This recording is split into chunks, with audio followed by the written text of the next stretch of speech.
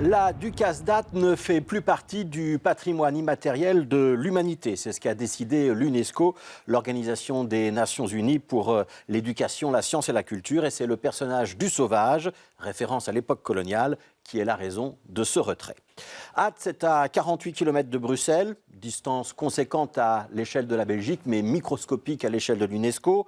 Et si vous avez déjà entendu parler de cette Ducasse, c'est probablement à cause de cette polémique liée à ce personnage grimé de noir, censé représenter un Amérindien, mais qui a aussi les traits d'un Africain, un sauvage qui défile sous bonne garde parce qu'il tente de s'enfuir, avec un comportement ouvertement outrancier. Les Athois l'ont même surnommé le dégoûtant pendant tout un temps. Alors ce personnage, il n'est apparu qu'à la fin du 19e siècle, en pleine époque coloniale. Mais à l'époque, à Ath, il y avait aussi un char chinois, un char écossais, des Bédouins, des Grecs, un exotisme de pacotille propre à l'époque qui a en grande majorité disparu, à l'exception de la barque des Napolitains et du sauvage, qui sont donc toujours bel et bien présents. Alors ce personnage du sauvage et sa posture dévalorisante, ça fait bien longtemps qu'ils attirent l'attention des organisations antiracistes. Les premières interrogations remontent même à la Libération, quand des GI afro-américains venaient de libérer la Belgique. Mais jusqu'à présent, les Athois avaient refusé de le retirer.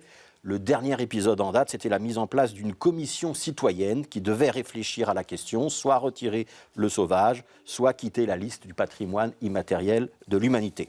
Finalement, ce n'est pas Ath qui a décidé, c'est donc l'UNESCO. La Ducasse est rayée de la liste.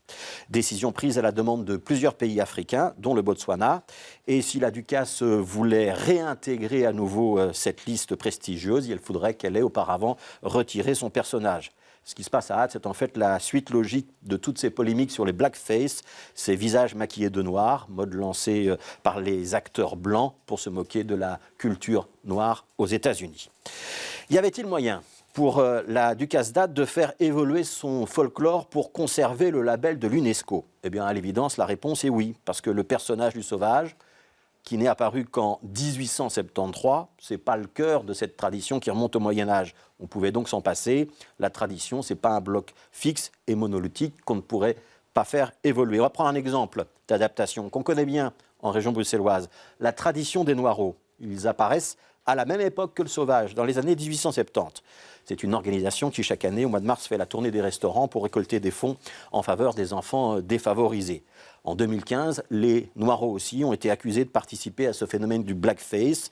Et ils ont donc eu la sagesse de revoir leur maquillage qui est désormais noir, jaune et rouge. Nous avons une mission caritative. Pourquoi susciter l'animosité? Nous devions évoluer, expliquait leur coordinateur à l'époque. À Ath, on a préféré ne rien changer. Et les Athois n'ont pas compris que ce n'est pas leur regard sur leur folklore qui était important, mais la vision que le reste du monde pouvait en avoir. En 2019, pourtant, l'UNESCO avait déjà retiré son agrément à un événement belge, le Carnaval d'Alost, qui faisait quand même défiler des chars antisémites. Un avertissement que les Athois n'ont pas voulu prendre en compte. Mais quand on a la fierté de participer au patrimoine immatériel de l'humanité, on a aussi le devoir de comprendre que cette humanité, il faut pouvoir la représenter tout entière.